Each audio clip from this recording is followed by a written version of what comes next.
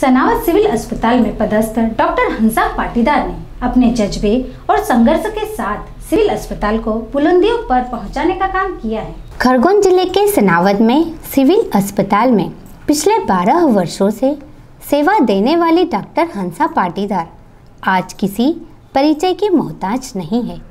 Doctor हंसा पाटीदार ने अस्पताल के सीमित संसाधनों के बीच महिलाओं की प्रसूति टिपिकल पोजीशन में भी सर्जरी की है।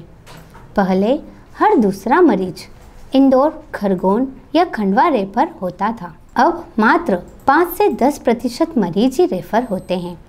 अंतर्राष्ट्रीय महिला दिवस पर हमारे विजन न्यूज़ संवाददाता आशिक अली ने उनसे खास चर्चा की। इस दौरान डॉक्टर हंसा पाटीदार ने बताया कि सन 2010 में जब वह यहाँ पदस्थ हुई थी तब ऑपरेशन के लिए मरीजों को बड़े शहरों की ओर भेजा जाता था। उस वक्त गरीब महिलाओं को इंदौर रेफर करने पर उन्हें दुख होता था। तब उनकी मांग पर तत्कालीन CMHO डॉक्टर विराज भालके ने यहाँ पर स्थेनेसिया डॉक्टर विजय कोरी को पदस्थ किया। OT का रिनोवेशन किया। इसके लिए उन्हें काफ़ी संघर्ष करना पड़ा। हंसा पाटीदार के लिए सनावद अस्पताल एक चुनौती था, जहां कोई डॉक्टर आना नहीं चाहता था। ऐसे में डॉक्टर हंसा पाटीदार ने 12 साल में अस्पताल को उस मुकाम पर पहुंचाया कि नेशनल इंस्पेक्शन टीम ने खरगोन जिले में सिर्फ सनावद के अस्पताल को चुना। उन्होंने यह साबित कर दिया कि संघर्ष से ही सफलता मिलती है और नारी ही नारायणी है। सनावद से आशिक अली की रिपोर्ट। लेकिन उसी रात को मैंने डॉक्टर विराज भालके मैम से बात की और समस्या बताई। उन्होंने सेकंड डे ही एनेस्थेटिस्ट की पोस्टिंग सिविल हॉस्पिटल सनावद में करी, डॉक्टर विजय कोरी सर की। हमने OT चालू करी और तब से लेके अभी तक सीजरियन सेक्शन, नॉर्मल डिलीवरी कर रहे हैं। हिस्टेक्टोमी भी करी हमने 2010 से 2015 तक। कभी ऐसा होता है कि हमारे एनेस्थेटिस्ट की ड्यूटी इमरजेंसी रहती है तो सेक्शन नहीं होते। मंडे को कैंप होता है तो हम सीजन सेक्शन नहीं कर पाते। मैं यहाँ की इंचार्ज हूँ, लेकिन मुझे इमरजेंसी ड्यूटी मैंने 3 साल लगातार अभी करी, 18, 19, 20, 21, 22 में। तो उस समय भी ऐसा होता था कि सीजन सेक्शन हम कर नहीं पाते थे। तो ये सब संघर्ष चलते रहे, लेकिन जब भी हमें ऐसा लगा कि हम कर सकते हैं, हमने पेशेंट को रेफर नहीं किया और सर्जरी करी। और पेशेंट को खुश देख के बहुत एक टॉनिक मिलता है, बहुत खुशी मिलती है कि जब पेशेंट का यही काम होता है। क्योंकि लोकल का पेशेंट रेफर देते हैं तो बड़ी दिक्कत आती है, क्योंकि उनके खाने की व्यवस्था नहीं होती जिले पे, और जिले पे थोड़ा सा डर रहता है क्योंकि कोई पहचान नहीं रहती उनको। और लोकल लेवल पे उनके रिलेटिव्स रहते हैं और यहाँ के डॉक्टर स्टाफ भी उनके पहचान के होते हैं, तो वो लोग जाना नहीं चाहते हैं। इस कंडीशन में अगर हम उनका सीजर यहाँ पे करते हैं और उनकी खुशी देखते हैं तो बहुत अच्छा लगता है, और यही सच्ची पूजा है ईश्वर की। क्या लगता है आपको, ये जो सनावद है बहुत छोटा सा गांव है, बहुत छोटा सा शहर है, और इस शहर के अंदर अस्पताल के अंदर वो समुचित व्यवस्थाएं नहीं होती जो बड़े अस्पतालों में होती है।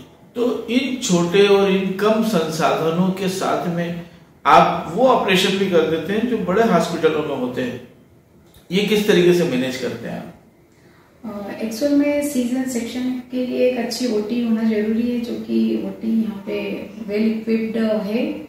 और ब्लड ट्रांसफ्यूजन की व्यवस्था नहीं थी, तो हमने 2018 में ब्लड ट्रांसफ्यूजन फैसिलिटी के लिए अप्लाई किया था लाइसेंस के लिए, तो हमको लाइसेंस मिल गया।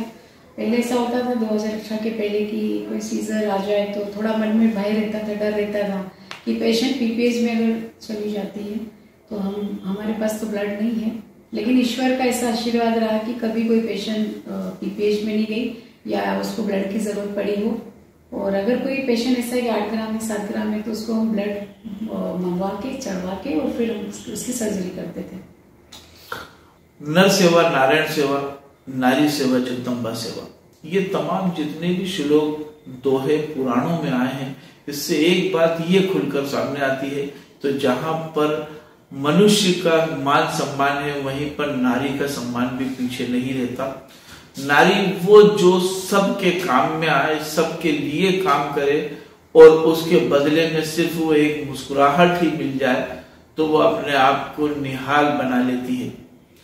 इसी तरीके से एक ऐसी महिला जो कि अपने अध्ययन करने के बाद हजारों नारियों के तमाम परेशानियों को दूर करते हुए उनके जीवन में खुशियां लेकर आती हैं, एक ऐसी ही महिलाओं का हस्ताक्षर कहने जाने वाली डॉक्टर हंसा पाटीदार, जो कि सिविल अस्पताल में विगत 12 वर्षों से सेवारत हैं और यहाँ पर कार्य करते हुए इस छोटे से हॉस्पिटल, जिसके अंदर ना तो वो तमाम सुविधाएं थी जो कि बड़े अस्पतालों में होती है, इन छोटे हॉस्पिटल में रहते हुए इन समुचित साधनों के साथ वो यहाँ पर 90% मरीजों का यहीं पर इलाज करती है, 90% महिलाओं की प्रसूति यहीं करवाती है और उनका रिकॉर्ड ये कहा जाए कि साल में मात्र 8 से 10% ही रेफर किए जाते हैं।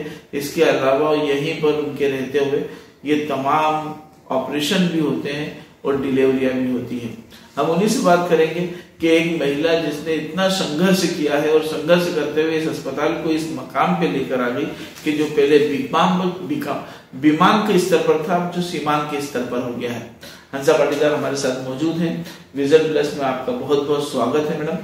मैडम ये बताएं कि आपने सिविल अस्पताल के अंदर पिछले 12 वर्षों से आप यहाँ पर कार्यरत हैं, किस तरीके से संघर्ष किया, क्या क्या परेशानी आई और आज इस मकाम पे और क्या किस चीज की जरूरत रहेगी आपको? 2010 से मैं लगातार यहाँ पे कार्य कर रही हूँ। जब मैं 2010 में तो यहाँ पे ओटी वर्किंग में थी, एनेस्थेटिस्ट नहीं था, एनेस्थेटिस्ट की पोस्टिंग कहीं और थी ढक्कलगांव में।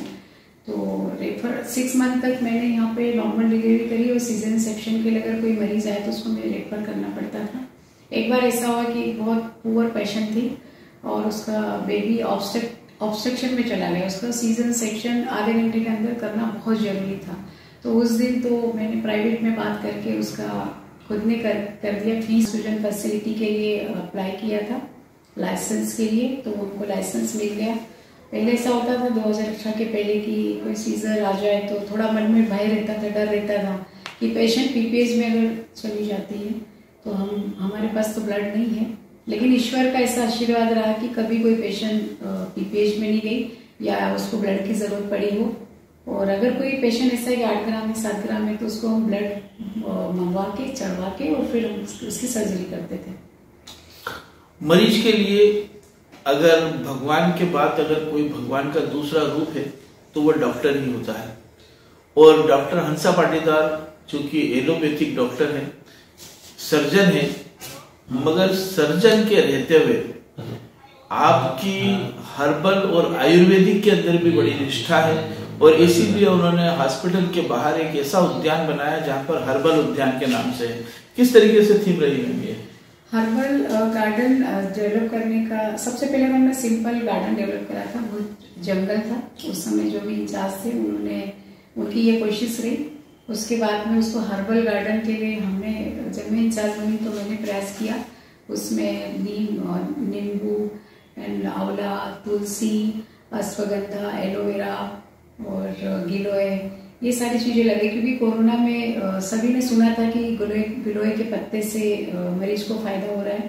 तो थोड़ा मेरा भी विश्वास जागा कि हम जिस भारत देश में रहते हैं वहाँ पे हमें एलोपैथिक के अलावा आयुर्वेदिक और इसका भी नॉलेज होना चाहिए। और हम अगर अवेयर होंगे तो लोगों को भी इसके लिए अवेयर करेंगे।